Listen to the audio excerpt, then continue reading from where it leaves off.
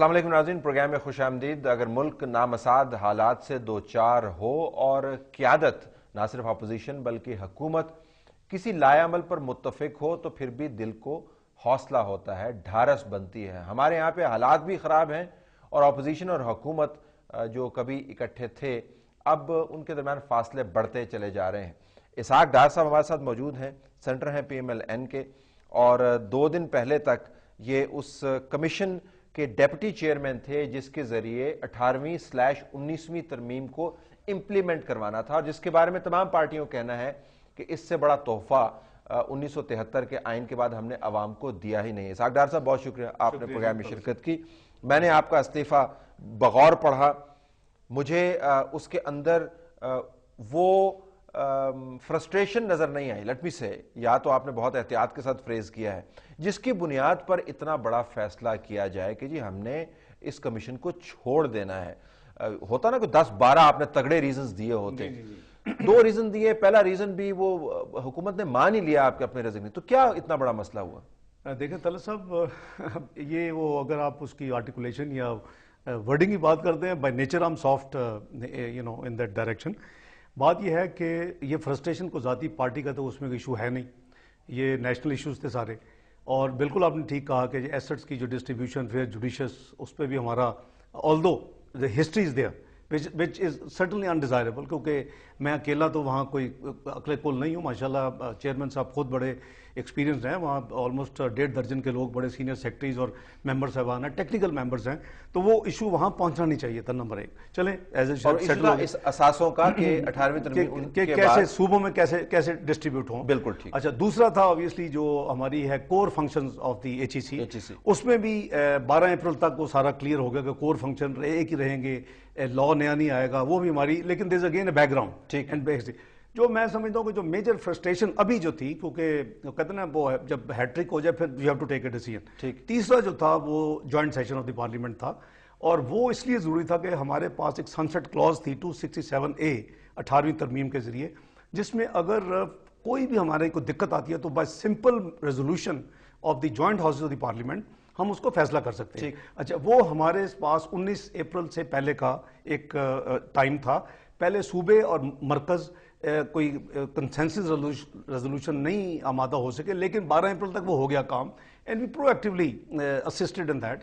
अब वो बड़ी मेरी डिसअपॉइंटमेंट, अभी भी हम पजल्ड कि क्या वजूहात थी कि federal government when we said कि जी इस इशू को हल करें, क्योंकि it's a matter of thousands of federal employees. अच्छा, इश्यू ये है कि बहुत हजारों जो वफाक के एम्प्लॉइज हैं, जी मुलाजमीन को आपने सूबों को ट्रांसफर करना है। हाँ, ऑब्वियसली कि ये वो सरप्लस पूल में तो नहीं डाल सकते आप, और उनके जो निकाल सकते हैं, उनकी आपने जो बेसिक जो इस वक्त है पैकेज, उसको तो आपने प्रोटेक्ट करना नहीं सूबों में। तो उसके लिए आप अंडर सेक्शन 10 जो वफाकी हमारा कानून है, उसके तहत आप सर्टन पीरियड के लिए उनको तो ट्रांसफर कर सकेंगे, लेकिन यानी सूबे उनको परमानेंट जब एब्जॉर्ब नहीं करेंगे तो there will be a serious problem, litigation.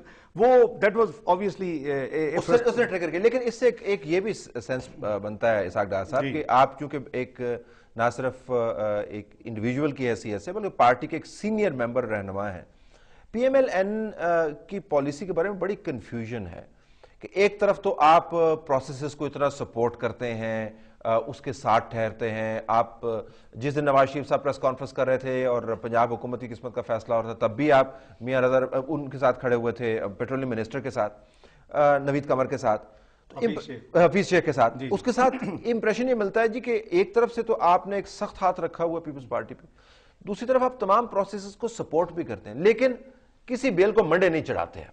Cabinet join की छोड़ दी, कमेटी ज्वाइन की छोड़ दी, हुकूमत ज्वाइन की छोड़ दी, कमीशन ज्वाइन किया छोड़ दी। ठीक है, मैं अर्ज करता हूँ there is a very solid reason, आप उससे इत्तेफाक करेंगे। कैबिनेट ज्वाइन की क्यों छोड़ी? एक रिटन मुआहदा हुआ, जुडिशरी की रेस्टोरेशन विद इन 30 डेज। अब वो लंबी हिस्ट्री है, हर एक को पता है कि फिर जब जनरल मुशर्रफ को इम्पीच करना था उस वक्त भी यही अरेंजमेंट हुआ।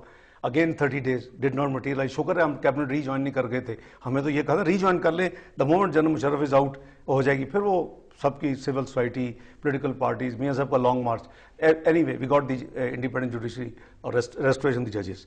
अब आपका आ गया जी कि मैं उस दिन खड़ा था 25 फरवरी जब फैसला हुआ था, because there was 45 days process. और फिर वो अगेन किसी जगह पे आप मुझे किसी इशू पे दिखा दे कि जजेस में पार्टी का जाति को मुफाद हो, या जो नेशनल रिफॉर्म एजेंडा था उस वक्त आपका मीडिया हमें क्या ऑफर कर रहा था और पॉलिटिकली हमें क्या ऑफर हो रहा था। मीडिया दिखा रहा था कि they are in minority right now, numbers with allies, आप जनाब लीड करें, vote of no confidence move करें और there is in house change which is आईनी, लेकिन वी रेफरेंड, हमने कहा कि नहीं, आपके पास नंबर नहीं थे, रेफरेंड इतने अच्छे नहीं है, आपका पूरा नंबर नहीं थे। लेट मी अश्योर यू तलजा हमारे से नंबर पूरे थे। जिन पे कोई डाउट था वो तो ट्रेडी बेंच छोड़ के ऑपोजिशन में आके बैठ गए थे, तमाम वापस भी जा रहे हैं। नहीं अब जा रहे हैं ना, उनका तो हमारे साथ गिला आज तक है कि जी हमने और क्या करना था, वहां आके बैठ के हमने बात नहीं सुनी। लेकिन मियां साहब and PMLN had again clear stand कि जी ये पुरानी सियासत का वक्त नहीं है, Pakistan is facing two serious challenges, हम एक रिफॉर्म एजेंडा देते हैं। और वो जो 10 पॉइंट रिफॉर्म एजेंडा था वो उसमें मुझे अगेन दिखाएगा कुछ सियासत नहीं, तो कमेटी कमीशन छोड़ने वाली कोई नई सियासत नहीं, नहीं, नहीं, मेरी अर्ज सुने ना, अब देखें ये पुरानी सियासत है। नहीं, पुरानी सियासत नहीं है। कड़वा घूंट भर के पीपल्स पार्टी के साथ आप ठहरे और ये मामला नहीं, वरना बीच में धार आप छोड़ देते। नहीं, अभी आप देखें ना, चले हमने 45 डेज की एक कट ऑफ डेट थी, उसमें मटीरियल नहीं हुआ, चले इन गवर्नमेंट को तो चाहिए था उस पर प्रोग्रेस करनी, उन्होंने अनाउंस भी किया था कि अगर मुस्लिम लीग चली भी गई है तो हम इस पर प्रोग्रेस करेंगे। आज कितने महीने हो गए? 2। क्या आपका चीफ इलेक्शन कमीशन की जो फिल इन द ब्लैंक होना था, जितनी असामियां क्या हो गई हैं? कुछ नहीं, अभी तो रूल्स पे कमेटी बैठी हुई है, बना रही है, पता नहीं कितनी देर और लगेगी। क्या आपने परसों अभी उनको PM साहब ने डिसमिस किया है, MDs और सारा CEOs का एक टेम्पलेट एग्री हो गया था कि क्या प्रोसीजर होगा CEOs MDs को बदलने का। क्या आपने 400 अरब रुपए आपने नुकसान नहीं बचाना चाहते जितने आपके स्टेट ओन्ड एंटरप्राइजेस हैं? अब वो उस पर तो प्रोग्रेस होनी चाहिए ना। तो ये मैं प्लीज आपसे रिक्वेस्ट करूंगा, और अभी भी ये वेरी वैलिड रीजन। अब क्या फ्रस्ट्रेशन देखें, जो पोलिटिकल पार्टी अरेंजमेंट, ये जो हमारा कमीशन जहां भी हमारी पार्टिसिपेशन है, और खासकर कॉन्स्टिट्यूशनल बॉडी जो कि इंप्लीमेंटेशन कमीशन था, वहां एक फंडामेंटल अरेंजमेंट होता है कि ये मेजॉरिटी से फैसले नहीं होंगे, ये कंसेंसस से फैसले होंगे। You are there to for a wider wisdom and wider participation. अगर आपने उसी तरह करना है कि जी जो हमारा, तो फिर तो गवर्नमेंट इज रिस्पॉन्सिबल। आप यकीन मानिए, मैं बिल्कुल ये नहीं कह रहा कि आपके जो फैसले हैं उनके विजडम को मैं क्वेश्चन नहीं कर रहा। अगर आपकी एक सियासी जमात है, उसने एक पार्टी लाइन ली है और उस पार्टी लाइन के अंदर आपको इर्द गिर्द से फीडबैक मिलेगी। मैं सिर्फ ये जानना चाह रहा हूं कि वो तमाम नाअहलियां, वो तमाम इनकॉम्पिटेंस की एग्जाम्पल्स, वो तमाम करप्शन की एग्जाम्पल्स उस वक्त रोज बरोज हो रही थी जब आप पीपल्स पार्टी के साथ खड़े थे। तो मैं सिर्फ ये जानना चाहता हूं, सिर्फ मैं ये जानना चाहता हूं इसाकदार साहब कि ये कट ऑफ पॉइंट आपके ज़हन में क्या होता है कि अच्छा ठीक है, अब हम मियां साहब से जब उन्होंने पंजाब हुकूमत के ऊपर जब बात की, हम उनसे पूछते थे जी कि आपने कोई फैसला करना है, वो कहते जी कि मीडिया को बड़ी जल्दी है, हम इसको डिरेल नहीं करना चाहते। अच्छा, एक महीने के बाद वही बात कर दी जो मीडिया के अंदर हो रही है। 45 दिन प्री डिक्लेयर्ड था। I want to understand कि what is that deadline in your mind? देखिए, do you want to give them unlimited period?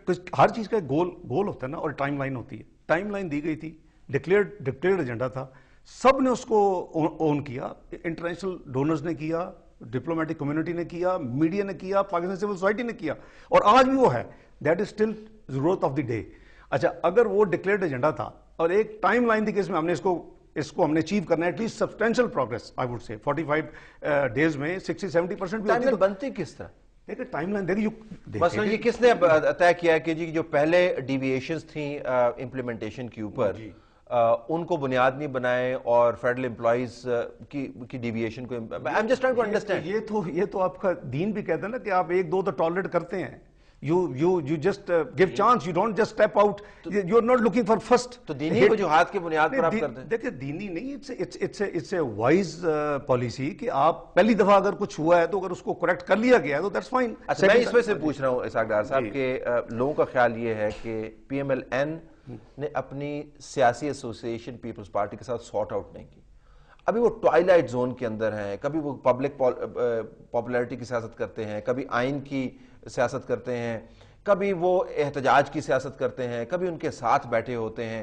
As an outsider आप ये समझते होंगे कि जो पार्टी इतने सिग्नल्स दे रही हो तो उसका वोटर काफी कंफ्यूज्ड रहता है।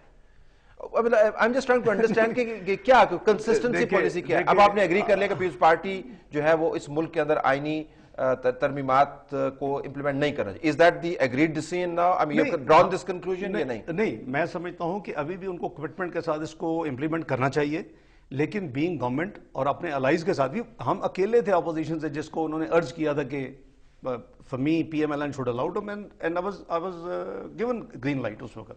लेकिन बात यह है कि उनको फ्रीडम जरूर मिलना चाहिए, बट आई होप कि उस फ्रीडम में द मिस्टेक्स ऑफ साइटेड आप मेरे रेजिग्नेशन में रिपीट ना हो उस टाइप की। ठीक, ये उनको इतना फ्रीडम आपने दिया। उम्मीद तो आपकी ये है ना, उम्मीद तो ये है हकीकत में क्या होगा? अब इतना तजर्बा आपने पीपल्स पार्टी के साथ कर लिया, 8 साल के साथ तो आप नेगोशिएट कर रहे हैं, उस सीओडी के दिनों से आपने शुरू किया हुआ है। मैं तो जी उससे भी पहले सीओडी तो 2006 में हुई थी। I been engaged in dialogue with Bibi from 2002, very very long time. तो अभी तक आपने कंक्लूड कुछ ना किया? वैसे पार्टी क्या कंक्लूड? मैं समझता हूं कि तलत साहब, आई बी वेरी ऑनेस्ट, 2008 के बाद एज ए पाकिस्तानी मैं एक different direction and dimension Pakistan की फ्यूचर का देख रहा था। In the background of all those 6 years of engagement, I am very disappointed and frustrated in that sense कि वो डायरेक्शन हम नहीं ले सके as political parties in totality in Pakistan. अच्छा, वो डायरेक्शन क्या थी? डायरेक्शन ये थी ट्रांसपेरेंट, शफाफियत, गुड गवर्नेंस, ठीक, करप्शन फ्री एटमोसफियर। यही आपके ये इशू जो हमने 10 पॉइंट में किए थे कि हम पाकिस्तान को उस तरफ लेके जाएं, क्योंकि चैलेंजेस आर बिगर, चाहे आप आपकी लॉ एंड ऑर्डर के हों, चाहे आपकी सिक्योरिटी के हों, चाहे आपके टेररिज्म के हवाले से हो, चाहे आपकी इकोनॉमी के हवाले से हो। इन चैलेंजेस को निपटने के लिए we agreed to join in the cabinet कि जुडिशरी को हम 30 दिन में सेटल कर देंगे, इंडिपेंडेंट एक parallel check and balance body will be there, और we should move with transparency towards that direction. उस वक्त आप बहुत पुरुम्मीद थे। अच्छा, मैं आई कम टू दिस कि आप पुरुम्मीद क्यों थे? उस वक्त तो बहुत सारे तजिया निगार थे वेरी स्केप्टिकल एंड 50-50 का असेसमेंट कर रहे थे, और उम्मीद टूटने की वजह क्या बनी? I come to this after this break. नाज़रीन, इसहाक डार साहब जिनका ज़ाहरन जो रेजिग्नेशन है वो वजह खबर है, लेकिन हम इनसे इनकी पार्टी की सियासत के बारे में जानना चाहते हैं कि साथ बैठते भी हैं और रूठ के उठ भी जाते हैं। He is explaining the parties position. Stay tuned, break के बाद वापस आते हैं।